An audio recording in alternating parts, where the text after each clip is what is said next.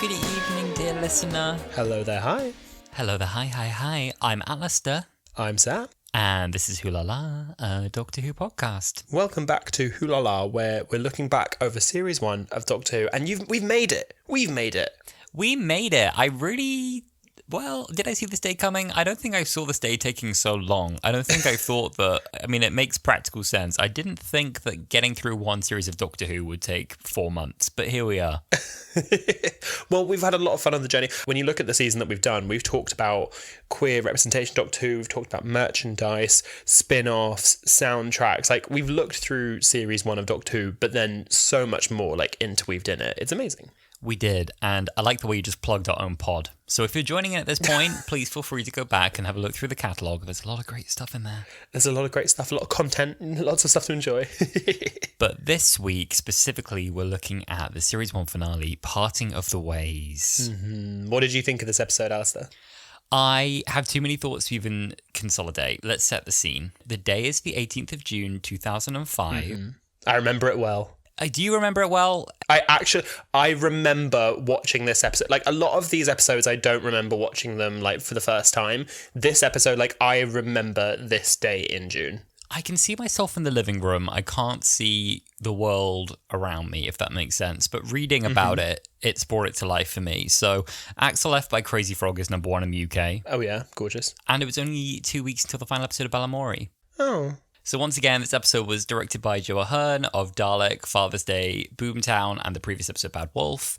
Written again by the Russell T Davies.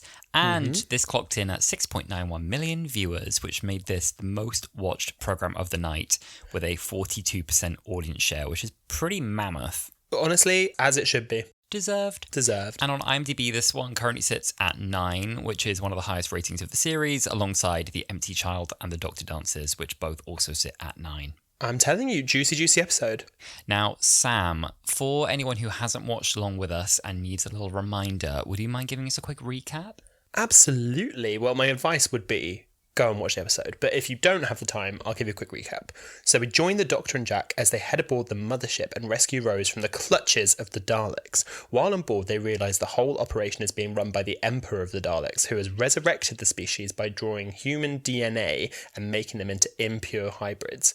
The TARDIS team head back to the game station, where the Doctor realises that a delta wave will be the only way to stop the Daleks by creating a bomb that will destroy all life on the ships, but along with all of humanity in the crossfire. He sends Rose back home in the TARDIS to avoid the oncoming slaughter, but with a little help from Mickey, Jackie and a big yellow truck, she opens the heart of the TARDIS and absorbs the energy of the time vortex, sending herself back. Back on the space station, everyone is fighting against the invading Daleks, but they're soon all killed until Jack and the Doctor are the last two standing. Jack is swiftly exterminated, and the Daleks meet the Doctor, who has finished the Delta Wave. In the end, he backs out of using it as he can't face killing humanity, and just as he's about to be exterminated, the TARDIS materialises and Rose steps out, now the full embodiment of the Bad Wolf. She reduces the Daleks to atoms, declaring the Time War ends, and using her newfound gifts, she resurrects Jack, but the power is killing her, and the Doctor takes the energy from her with a little kiss, and returns it to the TARDIS.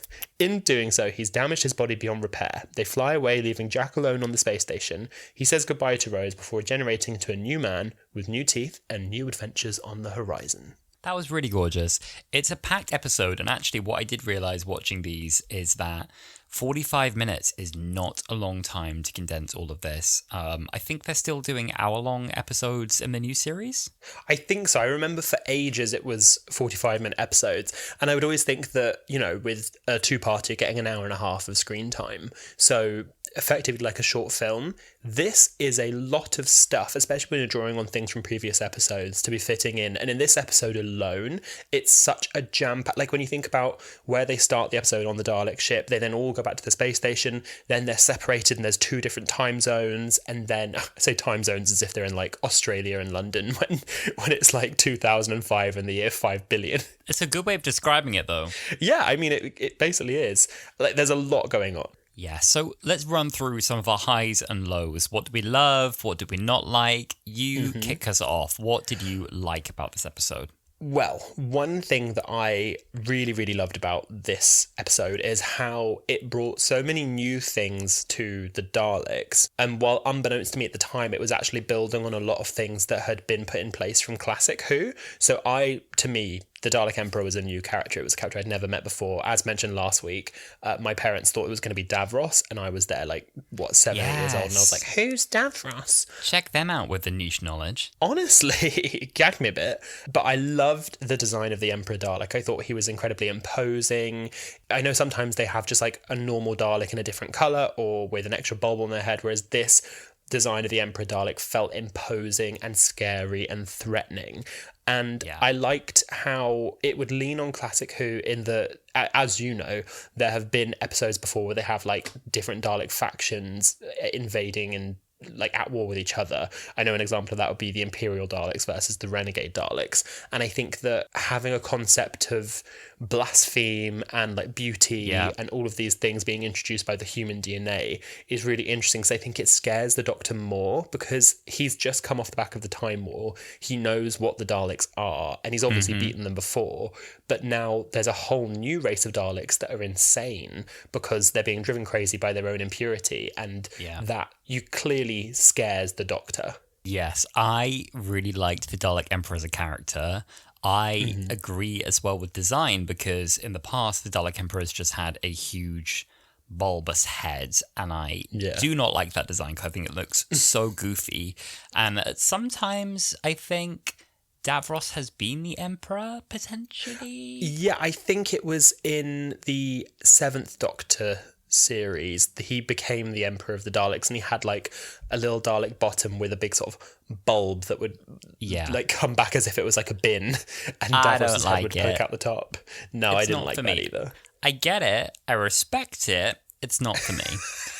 Come on, Vanessa Hudgens. I love the voice, though. That is so satisfying to hear, and I want nothing more than a modulator to play with. I want nothing more than to get my hands on Nicholas Briggs's modulator and just scream into it going, I am the god of all Daleks. And I love it. There's so much nasty, unhinged stuff he says in this, and I adore the way it's delivered. The bodies were filtered, pulped, sifted, and I was like, yes, sift them. I think there are other Daleks that sound similar, so the Supreme Dalek from the Stolen Earth and Journey's End, when it's soon the Crucible will be complete, but it just doesn't quite match it. It's gorgeous. It doesn't hit, not in the same way. This one echoes, and I love it. It's really pleasing to me, the sound of this one. And the other line I love that he says is something about pure and blessed Dalek. I thought was the campest line ever. I don't know, I think this was so funny. It's weird because the Dalek Emperor is a pure Dalek, I guess, because he came from the Time War and he was the one that sort of instigated making these impure Daleks. But he has kind of given himself a real god complex. And with that, I think his voice sounds a little bit more human than a normal Dalek, where a Dalek sounds like this. The bit where he goes, "This is the truth of God." It's almost whispered. It's just delicious. He's been tinkering in the back room. Obviously to get himself naked in his little purple jar there, which is fun and gorgeous. But also he's been playing with a modulator and giving himself a little more customization, which I deeply respect. Because we know that part of why Daleks sound how they do is because they're inhibited and can only speak in the way the machine allows them to. So it's kind of nice to see how a Dalek looks when kind of the filter's off. Yeah, no, exactly. What's a high from you, Alasdair? Oh, God, I have so many highs. We compared just before this. We're like, how many have you got? You're like, well, I've got 3. And I was like, right, I've got 7. So I'm going to have to... I have other stuff I think is really good. I just was like, okay, let me condense. I'm going to condense some of mine and really rattle through. One is materializing around a Dalek. I think this is maybe the first time in this series we saw the TARDIS materialize around a person. I love that. And I love the way that the Dalek and Rose kind of... They're the ones fading into view inside the TARDIS. I thought it was very cool. And I think the Dalek getting kind of caught up in that. What the hell is going on here? I love the shot where Rose turns around, you see there's a Dalek with her, and it turns and the Doctor's like, get down, Rose. It's so good. And I just love that for that Dalek, it's just sheer panic. Fuck. Fuck. Doesn't stand a chance. Second high is we discussed this right before this. When the Dalek gets blast wide open by Captain Jack, it kind of looks like he's got his horrible, like, little, like, rubbery squid insides. Yeah. But it looks very... Any Series 3 viewers might remember this. Remember the Toclophane? Remember the humans from the future that get mangled? The humans from in the other spheres? end of time. Yes. This appeared to me to have two eyes. And I could be wrong, but I went back and I looked at the images, and this Dalek looked like it had two eyes, and a Dalek squid normally only has one. And I think that could be a deliberate prelude to the fact that these are indeed mangled humans that have been grown to kind of go inside the Dalek casing and mutated, and not true, pure Daleks. Do you think? Oh, in that it definitely has two eyes. Like in most of the other ones, it always has one, but in that it definitely has two. It does look very Toclophane-y. I think so, and that would make it all the sweeter that they deny what they are, and they're like, blasphemy, blasphemy, but inside the shell, it's literally the wrong shape, I think would make it all the better, right? See, this is the thing, they say it's wrong, but they can see twice as well, so... So, it's just so right. Another high for me would be linked to this, that the Daleks are kind of scary at times in this. I remember there was a few scenes in this that did scare me back in day. One is the claw, when they get that little kind of flamethrower-esque, you know what I mean? You know what I mean? Yeah. When they get that little claw extension out and they break into what they thought was an impenetrable door, and they're clearly going to get in and kill Sweet Linda, who we kind of thought, new companion, maybe. Mm-hmm. And that's bad enough. And then she does a turn. And who's at the window? It's the Daleks. When they blast the window open and she's kind of sucked out into space, horrible. Very frightening, I felt. What is happening? What is happening? And also the silent extermination with just the light up eyes. Very creative. I like it. 10 out of 10. Honestly, we were making a list of like our highs and lows for the episode, and I wrote sad high, Linda's death, because something that I find Doctor Who often suffers with when they introduce characters that are only going to be there in one episode is they're all very forgettable and very expendable. Like, you really don't care if they live or if they die because you know they're not going to make it past this episode. Like, for me anyway, I don't really have an emotional connection to them. You're nasty. I think that there's You're cold. I know. There's a few people who are exceptions to this rule. You only don't care if they live or die, just you in day-to-day life, I guess. This is just me. This is me looking at all the NPCs in my life. I see people walking their dogs, and I'm like, look at you, little NPC that's just made to fill my Sims life. But I think that Doctor Who characters that are added in just like the one-off episodes, often I don't really have that much of an emotional connection to them. I think a few exceptions to this rule are like Adelaide Brooke, maybe Astrid Peth, and Linda in this. I remember at the time, like, I remember watching both parts of this finale when I was a kid. And I remember talking to my parents and saying, oh, is she going to be the new companion? And they'd obviously heard the Doctor was going to regenerate. We'll get to that. And they were like, oh, yeah, well, when there's new regeneration, there's normally a new companion. So she might be the new companion. Oh, and then they baited you. They baited me, they did. And then, like you said, Linda, she's facing the door, scared that the Dalek's going to break in that way. And then you just see the slow turn and the Dalek comes from outside and it just goes... the lights flash in the same pattern as Exterminate, completely silent, and then you just hear the gun, and it cuts to, I think, the Doctor, and you just hear her scream off screen, and it's just so harrowing. Yes. Let's swap it up. You give me another high, because I've got one more. Actually, there's a lie. I've got two. Okay, I'm going to say that again. I'll never trust you again. Okay, give me a high. Android bitch. The android. I know she's our favourite character from the last episode, but yes. So when the Daleks are invading the game station and they have different sort of defences on different floors, and one of them, I'll always remember, it's floor 495. I like 495. And the Daleks come out and they're like, identify yourself, and she just goes, you are the weakest link. Goodbye. And zaps them all. Good. It's so good. I mean, it's not long lived, but it's so good. It's so good. It's such a shame that she read out that announcement every time.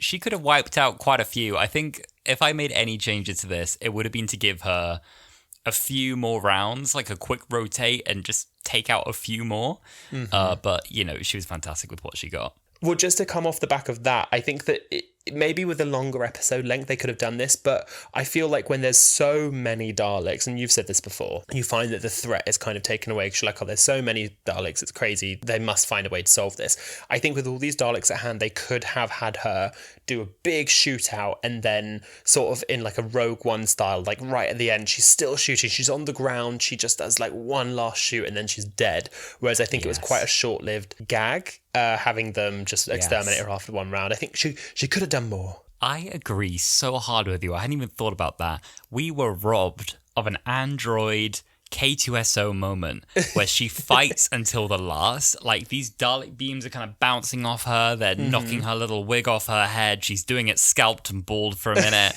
Oh Very my Megan. God. We could have had so much more. That's the big what a finish that shame. you want. That's the android big finish. That's what we want. I want the android adventures.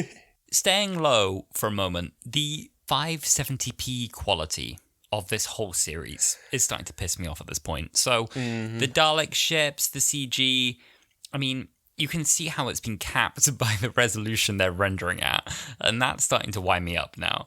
And I'm like, damn, I'd love to even see this remaster because it wouldn't be difficult. I mean, fans could remaster this easy, but it would now be so out of line with the footage around it just because it wasn't filmed in HD. And I'm like, damn, like, what were you guys thinking? Like, filming this in 570p? Like, come on, like, what? I mean, No. I guess, they always joke about how Doctor Who never really had the budgets it should. And even going into later series, like Stephen Moffat, I know, has quite openly spoken about it. And in the 5-ish Doctors parody they did for the 50th, Peter Davison sort of made that joke about the TARDIS set. He was like, oh, there's no wobbly bits, it used to have a bit of wobble to it. And so I feel like maybe for the first series of it, they were like, oh, we don't even know if it'll do well.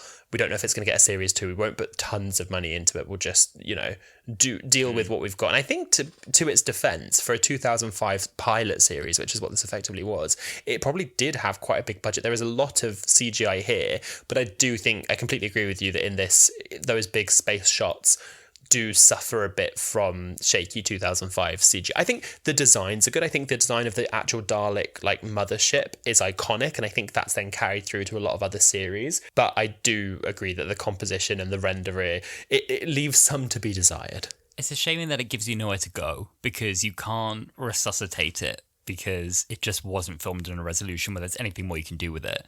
There's not really anything to upscale from this.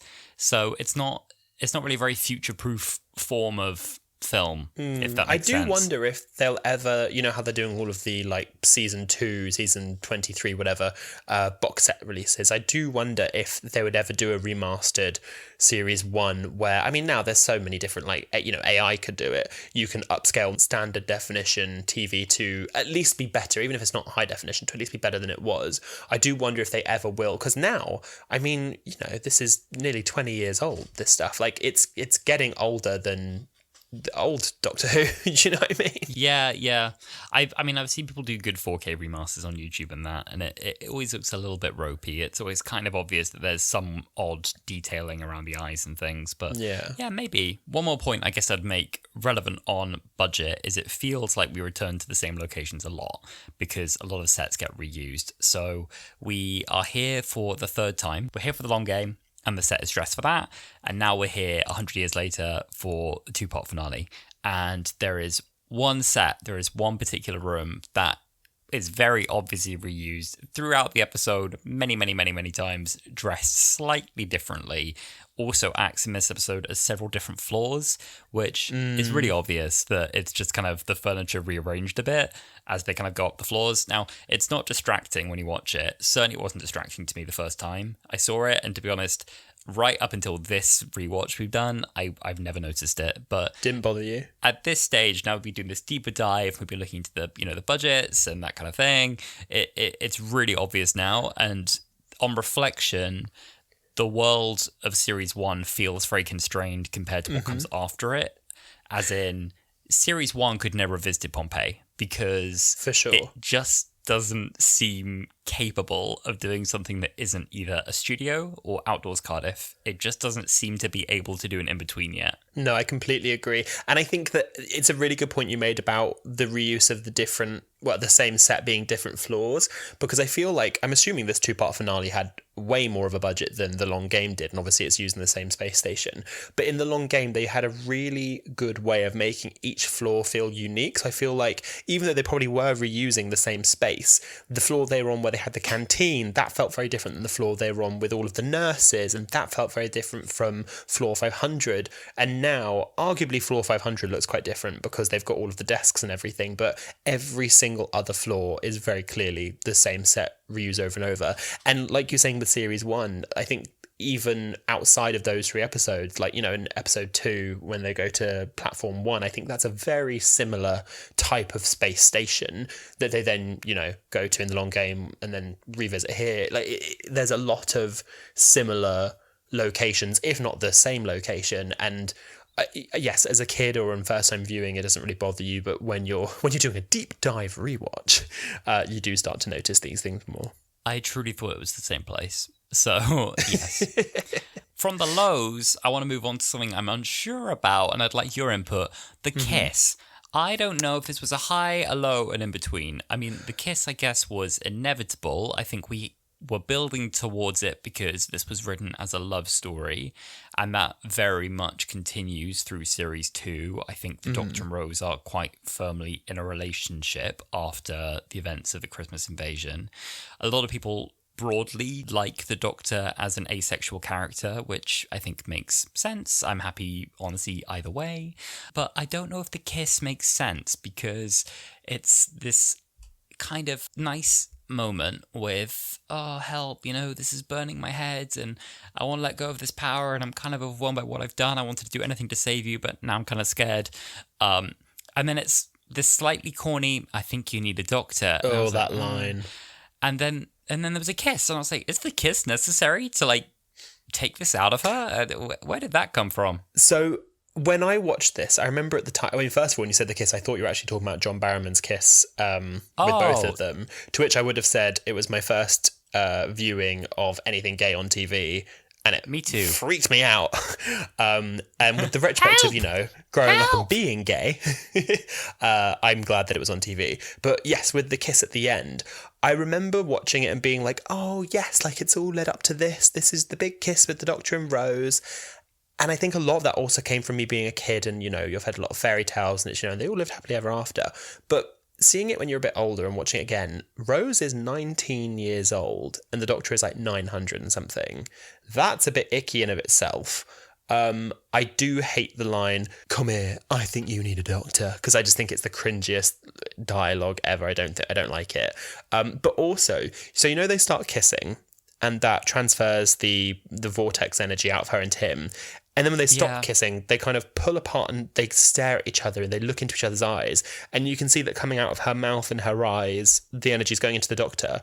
So they clearly don't need to kiss to transfer the energy. They didn't need it. It was completely unnecessary. Like, it's doing it anyway. I think he could have just stood near her or maybe given her a high five and it probably would have had the same output.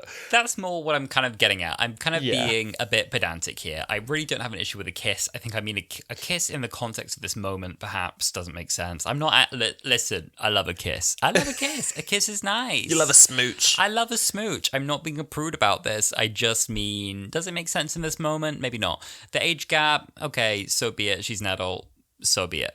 For me, the thing is, I see the Ninth Doctor, probably because of the age I was when I watched the show, and I think just because of the way he plays the character, I see him as kind of the father uncle figure. Yeah. I see him as that kind of relationship to her. I don't see him as her boyfriend. Whereas Clara and 11 are very girlfriend-boyfriend with each other. And even 10 and Rose are very boyfriend-girlfriend with each other. But I don't know, it felt a bit jarring for me. Yeah, no, completely. I was going to say, when I think of... I agree that the Doctor and Rose's storyline is a love story. But when I think of the Doctor and Rose as like a quote-unquote couple, I always think of 10 and Rose. I never think of 9 because I feel like 9 and Rose's relationship sort of accumulated to her opening him up and opening him to the possibilities of life after war and life after loss. And I think that then led into his life as 10, which was a lot happier and full of fun. I think 10's life, certainly with Rose, was a lot more fun than like 9 was with Rose. And I think that has a lot more of a love story. And it definitely ended by the time that Rose leaves the show with the Doctor being in love with Rose, like clearly. But I completely agree with you. I think of it a lot more as like mentor-mentee. Yes, I agree with you there.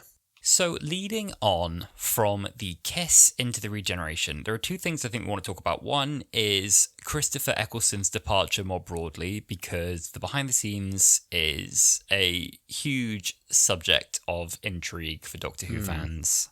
And also talk about the regeneration and how it was to experience that on screen. So where should we start? Well, let's talk about Christopher Eccleston's sort of choices to leave the show. I think that it's interesting hearing the behind the scenes, what happened and what they then did going forwards and why he chose to leave, what happened after he chose to leave. And because I think that was then what influenced them to write the episode as they did. Because originally when Russell was writing The Christmas Invasion, he wrote it with 9 in mind, like he thought it would be the 9th Doctor. So I think let's talk a bit about that first. Okay, I'm all over this, so I'm going to talk for a minute because I've spent many a day trying to get to the end of the story. It's kind of always fascinated me, kind of what really went wrong. I think we've got a fairly good picture these days. So back on the 30th of March 2005, which was only a few days after the new series began, the BBC put out a statement saying that Christopher Eccleston wouldn't be staying in the role because he had fears that he'd be typecast. And a month after that, the organisation had to apologise, saying that actually they hadn't spoken to Christopher Eccleston and he hadn't provided the quote.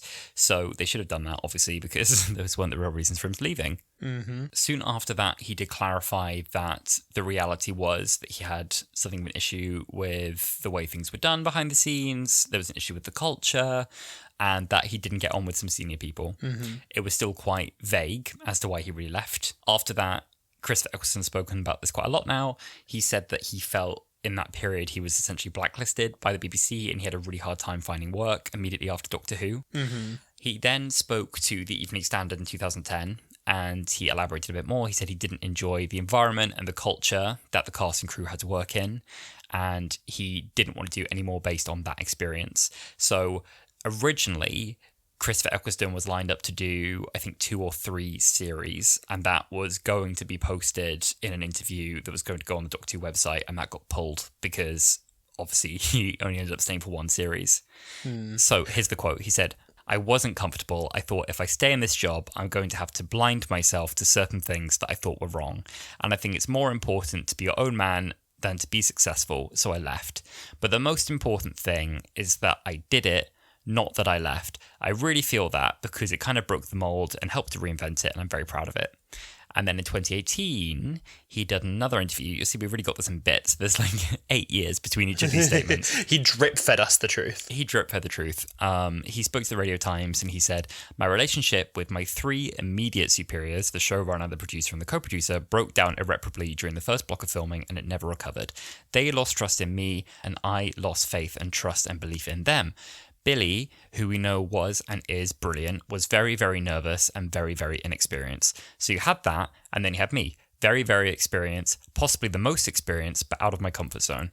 When I left, I gave my word to Ross T. Davies that I wouldn't do anything to damage the show, but they did things to damage me. I didn't criticise anybody." Asked if Davies was aware of the issues, he said, "If you're the showrunner, you know everything. That's your job," before adding that he never will have a working relationship with the writer again, and he hasn't so far. So, as we understand it, he was invited to come back for the 50th anniversary and didn't want to do so. Yeah. It's interesting because he's been so vocal about his part, and from his end, it basically sounds like everything broke down on their end and he didn't like the way it was. I do wonder if there was anything on Christopher Eccleston's side that they didn't like, because it sounds to me as though Russell and Judy Garner and everyone have been very quiet on their end. They never really released any real statement beyond what the BBC sort of posted and then had to retroactively go back on. I'm just so curious. Like we said in the other episode, there's one person's truth, there's another person's truth, and then there's like what actually happened. I'd be so curious to hear what went down on both ends. Yeah, so in terms of what we know, and as you say, most of this really does come from Eccleston's side, and I think everything that's really been said by Rusty Davies about Eccleston's run afterwards has been positive. There's only been good things said about his performance, and what drew him to cast him in the first place. Yeah. So what actually went wrong? Okay, so we have the direct quote about saying it was specifically Russell T Davies and 2 other senior producers, and the working relationship breaking down. So that's Julie Gardner, Phil Collins, and the producer, and Rusty Davies. And it's worth saying that all of those people are back working on the show now, leading it from the 60th anniversary onwards, which I think is important to keep in mind as we go into this new series. He felt essentially that there was complete inaction in regards to misbehaviour by some of the actors and the crew on set. Noel Clarke and John Barrowman are examples of actors who are alleged to have behaved poorly against others, going as far as sexual misconduct. Some of the crew were allegedly treated poorly, which clearly bothered Eccleston, and he is a staunch socialist at heart. That's not a surprise. And the mistreatment of workers in this industry is systemic. You know that. Oh, and trust and believe. we can talk to that. And it's going to be far worse when the producers do too little to help. I mean, speaking from my experience in the industry, I've been quite lucky with most of the jobs that I've had, but it's a really hard job. I mean, for actors and crew of a TV shoot, it's a very, very hard job. It's incredibly long hours. You really have to get on with the people that you're working with because you're with them for, 12, 13, 14, 15, 16, if you're on a really unlucky one, hours a day. And I think that it's so important, no matter where you are in the production of TV, to be able to get on with your team. And when there's one person who you don't get on with, or if there's multiple people, if you're unfortunate to, you can have a really, really miserable time. And I don't know what the truth of, the actual truth of what happened behind the scenes was, but I can understand that Christopher Eccleston clearly doesn't get on with the people who are now back running the show. And if you're not getting on with the people that you're around every day, especially if they're people that you need to be able to have your trust in, it's going to not be an environment you want to put yourself back in again. And I think it's important that if he, for right or wrong, felt like he wasn't getting what he needed out of the people more senior to him in the production department, that he didn't keep himself in that environment. So I completely understand him wanting to leave the show and not stay on for future series. One alleged incident was the burning sofa. This is a bit of an urban legend. It's really unclear whether or not this really happened. It's somewhat a rumour, but it's a rumour I've come across a few times. And this goes that essentially a director violated safety procedures. There was a shot that was never used, but it involved a burning sofa flying out of a window, potentially in the Henrik scene from episode 1. And it ended up headed towards some extras. It caused a massive safety issue. People were in danger and they were in harm's way. No one was hurt, but it could have really gone south. Apparently that's one of the things that was seen. And then the feeling is that when Eccleston tried to get Russell to do something about the problems he saw, he felt that Russell tried to convince him that the show was still in its infancy, they were still finding their feet, that things would get a lot better in future, that feedback would be taken on board. But this angered Eccleston to the point that he felt he needed to leave a lot earlier than anyone had anticipated. Yeah. And then, as I say, along with that, the executive leading Bad Wolf Productions now, producing the 60th anniversary, is Julie Gardner, and she was one of the other producers who Eccleston went to without any luck, and specifically mentioned her and her inaction, and accused her of letting this happen as well. So he also said he wouldn't come back to Doctor Who, at least not on TV, because of the statement that the BBC put out about his reasons for leaving. He felt that these implied that he was lazy. I think there was something that was said about him being tired. And he also disclosed in his autobiography a few years ago that he was actually very ill at the time and he was suffering with anorexia. Yeah. Even since I have been working in the industry, which is not that long in the scheme of things, there have been so many changes in the way that crew are treated. Like very recently, as in like within the last few months, there's been new like Pack Back 2 rules about what you can and can't do. It's a lot of stuff about like what is classified as overtime, what you get paid for doing overtime, how many hours you're allowed to work, all that kind of stuff. Like there are a lot of practical rules being put in place, but also the culture is changing a lot. And I think that it's definitely improving for the better. And you do a lot of that comes from when cast speak up, because crew can complain all they want, and it takes a lot for people to listen to crew. But as soon as the cast start noticing, actors like Jamila Jamil, she's really, really great at being very vocal, saying, you know, these crew are doing silly hours, they are probably not getting paid enough. And she mentioned once about how it's really dangerous for crew to be, you know, driving hours to set, spending most of the day there, and then having to drive back, and you're driving tired, and that's not safe. And I think that you really do need actors to be vocal for crew members and their health and safety as well. So whether or not it's active or passive, I think it's great when actors do speak up like this. Yes. I think it's worth saying as well, a lot of these are accusations going one way from an actor towards producers, showrunners, crew.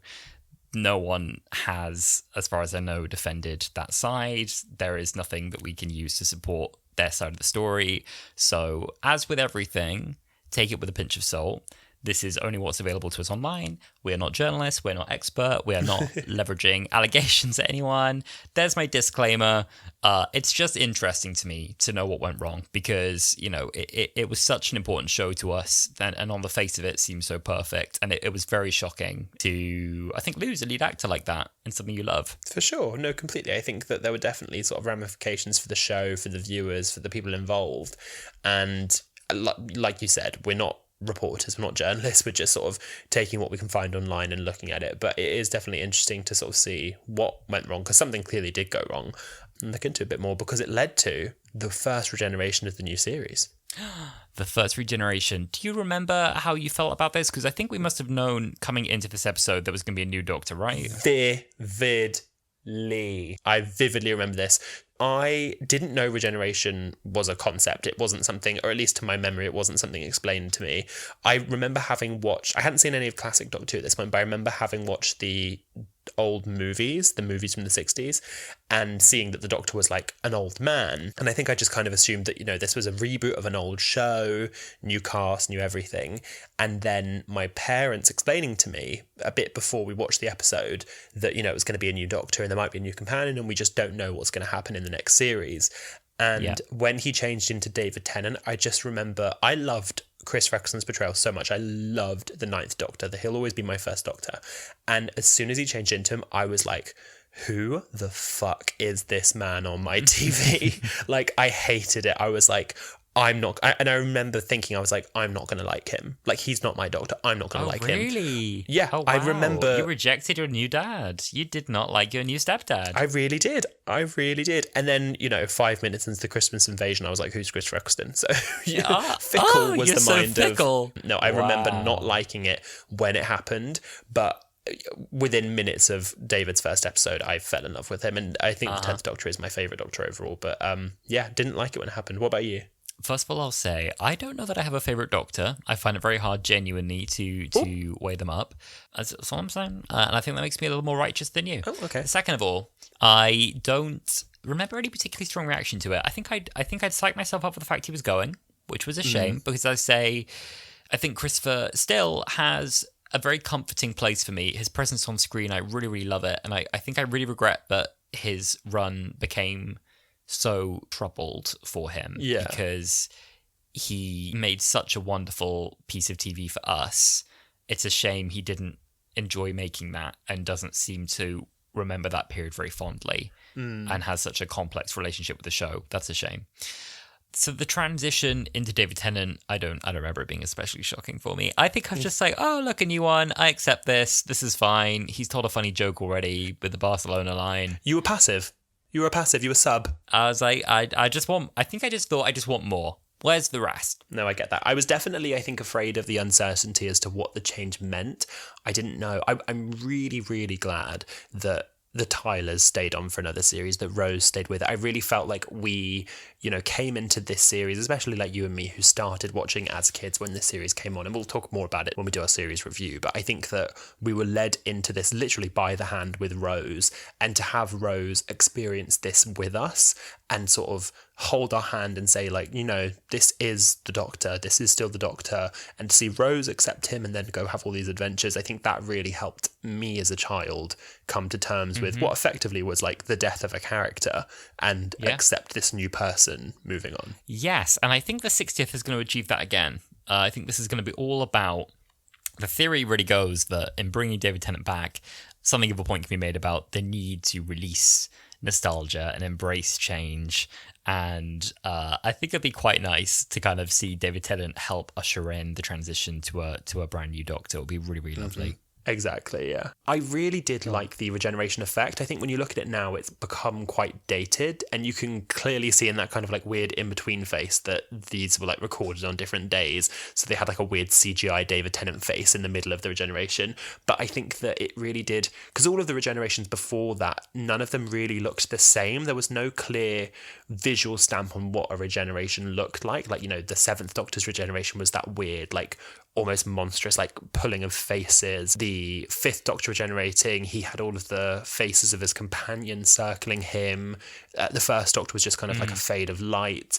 And I think that this kind of like, you know, explosion of energy coming out of the hands and head, it, you know, it's been used with other characters now. It's been used with the Master, it's been used with Melody Pond. And I think that it's led to, I think Jodie Whittaker's regeneration is like the most beautiful scene like ever, basically. And I think that this really, though it is dated now, when you look at it, it does look like 2005 CGI. The actual design of how they regenerate, I really, really like that. I totally agree with you. I think the golden effect is gorgeous. I really love it. I like the way it's done. I like how explosive it is. I like how it carries consistently through all the Doctors right up until Jodie, because even Jodie's, it's modified. It's very different. Hers is by far the most beautiful way they've done it. But it feels similar. I'd like to see hers stick around for a bit. The kind of lightning and these kind of almost like colourful clouds of energy that start to collect around her like static. I really, really like that. So yeah, I think this is one of the nice changes. It's funny as well because they've become quite comfortable as well with, even though they have the kind of gold glowing effect, we've seen a few regenerations happen now in the show that are modified in a way. So when we saw Derek Jacobi regenerate into John Sim, he had a similar but modified regeneration effect. His kind of glow, it was like more glowy, like kind of purpley white, wasn't it? Yeah, red and green and white, and that was interesting. And we've seen even in, I think, Hellbent, there's a Gallifreyan who regenerates in that episode, and they regenerate very quickly. They have the gold effect. They kind of glow for a second and they stand back up. So it's nice that it's kind of as well uniquely the Doctor who has a regeneration this dramatic is quite fun. Unless you're Matt Smith and you sneeze into Peter Capaldi. Well, only after, exploding with so much energy that it destroys his Dalek Parliament flying above him. That's true, that's fair. So, swings and roundabouts. I don't know if I'm using that phrase correctly, but you know what I mean. Okay, Sam, let's play Camp or Damp. Camp or Damp. Camp or Damp. How are you feeling today? Are you feeling camp? Are you feeling damp? Oh, I'm always feeling camp. I knew you were. It was a trick question. Okay, my first question. Is it camp or is it damp? Nul bois. The Doctor saying nul bois. It's got to be camp. The French are always camp. It's got to be camp. I think it's a fun sort of like prelude to like Allons-y. It is, isn't it? It is a nice little prelude to Allons-y. I like that. Next up, specifically this line from the Dalek Emperor: the bodies were filtered, pulped, and sifted. Camp or damp? It's a damp from me. I know you love that line. No. I think that he has so many other good lines. I think this is the truth of God, and I cannot die as he's being killed. I think there's so many more camp lines. The filtering, pulp, sifted. It's a damp from me. Me describing the things I saw on a night out. The bodies were filtered, pulped, and sifted, honey. So my final camp or damp is clinical coleslaw. Camp or damp? It's sort of clinical. That is a big wah-wah. That's a damp from me. Jacqueline Tyler and Mickey Smith, you can go enjoy your clinical coleslaw, but I am okay. It's a damp from me. The delivery of the line? Oh, the delivery of the line is camp. Anything that comes out of Jackie Tyler's mouth is camp. I think clinical coleslaw as a thing is a damp from me, but anything that comes out of her mouth is gorgeous. I like that. The idea for Jackie to say something's gone up market is that they do little tubs of coleslaw. Yes. I think that is camp as hell. I agree. Shall we do some fun facts? Let's go. Let's do some fun facts. Oh, go on. So as we know, Jack gets left behind. He can't come along, and we later explain why this is in Series 3. But according to Russell in Doctor Who magazine, part of the reason Jack was left behind is because they wanted to explore the effect of regeneration on Rose specifically, noting that Jack would have simply taken the regeneration in his stride.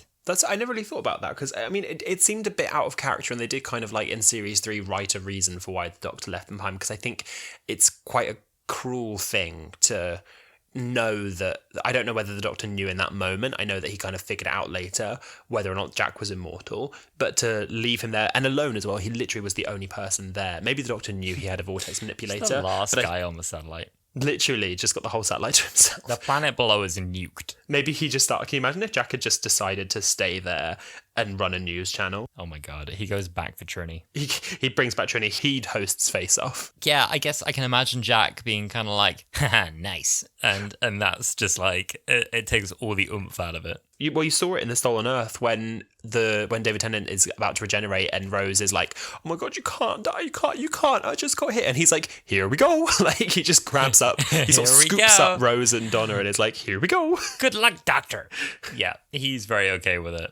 Just before the Doctor regenerates, he says, it's a bit dodgy, this process. You never know what you're going to end up with. And this is echoing the fifth Doctor's post-regeneration statement in Doctor Castrovalva, where he says, that's the trouble with regeneration. You never quite know what you're going to get. Mm-hmm. Okay, so in an interview with Doctor Who magazine, guys, get your subscriptions in. This is not sponsored, but this is where you're going to get the exclusive juice. Juicy goss. Yes. Rusty Davies stated that an alternate ending for this episode was written and filmed with the intention that it would be shown to press previewers to hide the secret of the regeneration. Can you imagine they try and spoil it and they get egg on their face? Oh my god. The false ending would have featured similar dialogue to the televised final scene, but the TARDIS would have scanned Rose and the viewers would have seen the display read, life form dying. Davies considered the scene inferior to the one actually shown, but suggested it might be suitable as an extra on a DVD someday. On the DVD commentary, executive producer Julie Gardner and Billy Piper briefly discussed this ending, which Gardner describes as featuring Rose's death. Unlike Davies, Gardner expresses doubt it will ever be issued on DVD. So it implies that beyond the life form dying twist, the Rose actually dies in the scene. So I guess they had that packed and ready in case for any reason Billy Piper didn't come back. That's so. I mean, it's good for them to do, because then it meant that if Billy couldn't have come back, that they had sort of like a proper canned ending to her story. But so if I feel like there's an alternate reality somewhere where all of these like unused plot lines got used, I guess there was a potential at one point that Rose would have been some weird hybrid experiment grown by the Doctor to make the perfect companion, and then at the end of the series she just dies. Yeah, and I guess as well that this was a Cyberman story, and that the conversation happened with the controller, and that I guess Linda was the new companion. That's so weird. Well, on That's a less harrowing. somber fun fact, a more fun fact than that, during the Doctor's farewell recording to Rose, he says, have a good life. And then this is Lenata quoted in the lyrics Song for 10, which is the song featured in the Christmas Invasion. Do you remember this bit? I know that you don't love the songs with words. Yeah. Okay, otherwise known as songs, during Doctor Who soundtracks. But there's a bit in the song, you know, the, well, I woke up today, and that one. And I looked at your face. Could have been that way for me. There's that bit where it goes, have a good life, do it for me. And that was when I realised, I was like, oh, these are really being written like for Doctor Who. Yep. And you lapped it up. And you know what? I lapped it up.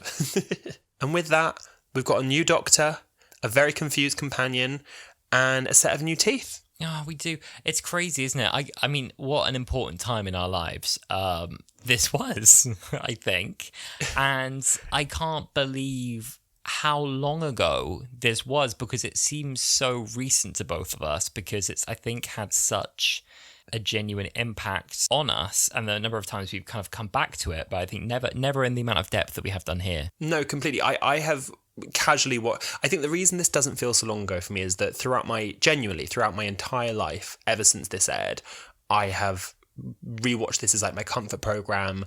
I use it to kind of date events in my life. I go through it to watch episodes when I'm either just bored or if I'm feeling sad, and I have seen this series so many times, and it's not until this rewatch that I've properly gone through and like analysed and really like looked at it with like an adult eye.